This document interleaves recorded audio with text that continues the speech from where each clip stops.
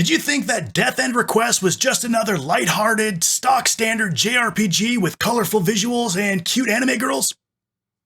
Well, I guess we were both wrong. Many JRPGs can be fairly criticized for slapping a new coat of paint on the same old formula. A group of heroes, probably with amnesia, follow a linear path to save the world through dozens of hours of stock-standard combat and a story that blurs with every other one. Compile Heart took a swing at mixing up the decades-old formula with Death End Request, released in 2018 on PS4 and later ported to Switch, along with its character and item DLC.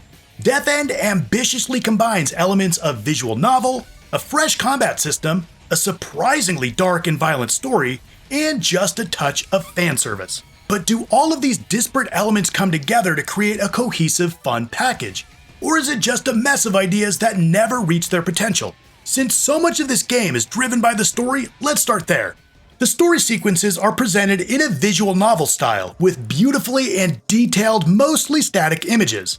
While some sections are voiced, many are not, so be prepared to read a lot. I never learned to read! You play as Sheena, who awakens in a small cottage without any memory of the past year. Yep, we're breaking out the old tried and true JRPG hero with amnesia trope, but stick with me. She discovers strange spider legs around her waist, which is the result of the Entoma Scourge, a curse plaguing the game's world and its inhabitants. You learn how horrific the past year has been with the absolute collapse of society. Mass murders, suicides, holy crap, this was way more bleak than I expected, especially considering this is the guy who's telling you all this. Soon after, Arata contacts you from the real world. Wait, what? Yeah, he's the lead programmer for a VR MMORPG called World's Odyssey, who works for Enigma Games. He reveals that Sheena was a director for the game who disappeared shortly after it was cancelled about a year ago. You're trapped inside without any means of escape unless you finish the game's story. As you progress, you'll add a slew of female NPCs to your party who all act suspiciously human. While the trapped in a game premise is hardly new, Death End Request does enough to differentiate itself. Large sections of the story take place in the real world as Arata and the other Enigma employees try to solve the mystery behind Sheena's disappearance and ultimately save her, all while they find themselves hunted by rabbit-masked serial killers, an evil megacorporation, and the law, as they're accused of cyber terrorism. The stakes are high and the twists will keep you invested to the very end. The narrative is without a doubt the game's crowning achievement. I don't often pay a ton of attention to the story in these games, but I was hooked on the visual novel that walks you through much of this roughly 25-hour game. Death End Request masterfully blends elements of horror, romance, mystery, and lighthearted comedy that culminate in some of the most engaging writing in some time. Despite the cutesy character designs, Death End isn't afraid to go to very, very dark places. At various points in the story, you'll need to make a decision between 2 or 3 options. If you select correctly, you'll succeed and the story will progress. If you choose incorrectly, you'll see one of nearly a dozen death ends. These are brief but captivating and often quite graphic death scenes, followed by a game over screen. Thankfully, you can usually save right before the choice, so you can see each of the death ends, reload, and choose the correct path forward. The characters prove to be a likable bunch, thanks to enjoyable interactions and character development, with Sheena and the female NPCs showing good camaraderie with each other, buoyed by optional conversations that take place at designated campsites. The solid English voice work and localization don't hurt either, with Kaylee Mills as Sheena in particular doing a great job of selling the emotional scenes. Something I found odd was which scenes were voiced and which weren't.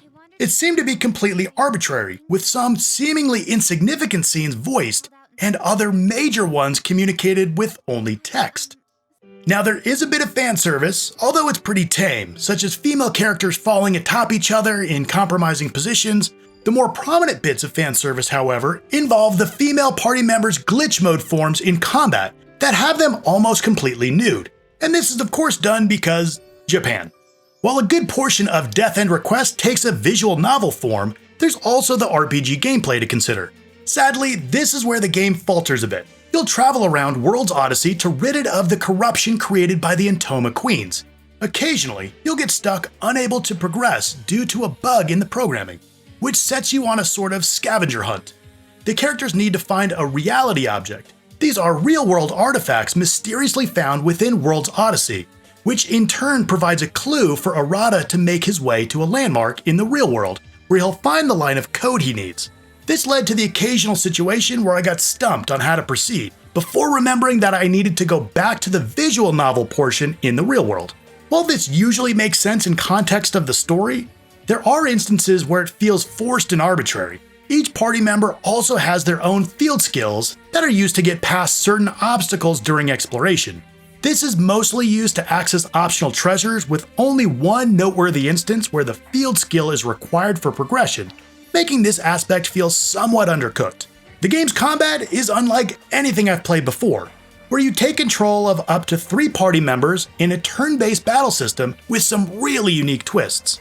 As each party member takes their turn, you'll move around the combat arena to target your enemies with various attacks or skills, or heal allies.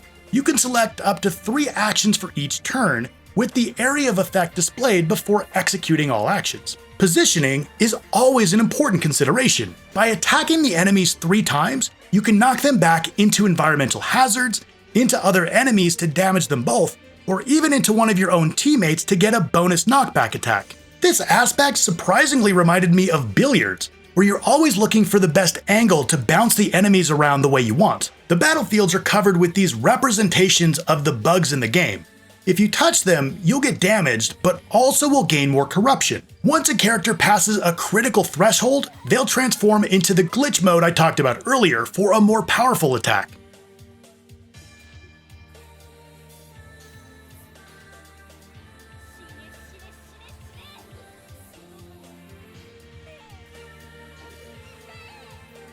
Now, if you clear most of the bugs from the field, Arata can lend support through his in-game avatar. He can summon a giant beast, replenish some of your health or SP, or even change to a different game genre like fighting, first-person shooter, or platformer. It's all very cool and interesting, although I found towards the late game, a lot of the novelty started to wear thin, with many of the battles playing out in similar ways. To the game's credit, party members gain experience even when benched, mitigating any potential grinding, as long as you don't skip many fights.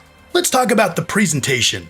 The visual novel parts of Death End Request are visually decent, with character portraits that are distinctive enough to depict the personality and temperaments of the cast, and backgrounds that show off just enough detail without being too distracting.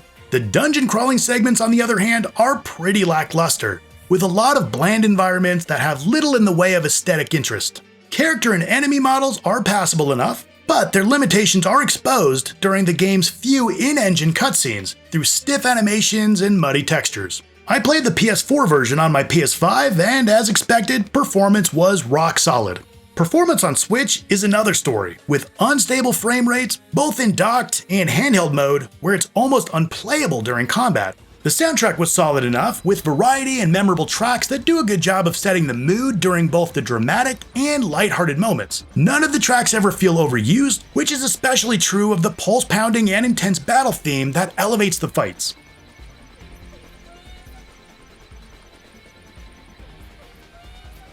Death End Request is an interesting one to recommend. There are so many different and unique elements that there's likely to be something for just about anyone. At the same time, there are likely just as many that people won't appreciate.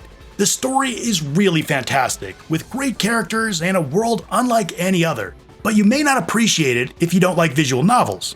The world, while filled with cute anime girls, isn't really filled with much else of interest. And while the combat system is totally unique and fun, it does lose steam toward the end somewhat. Despite these few issues, I was compelled by the experience more often than not. For fans of top-notch visual novels who are looking for a fresh take on combat, I recommend you check out Death End Request. Alright, well, you've heard my take on Death End Request, and I'd love to hear yours as well. Also, what are some other JRPGs that are totally unique? Let's talk about it in the comments down below. Now, if you want another Gameception game, this is a game within another game, check out my review of Cyber Dimension Neptunia 4 Goddesses Online. I want to thank you so much for watching, and I'll see you next time.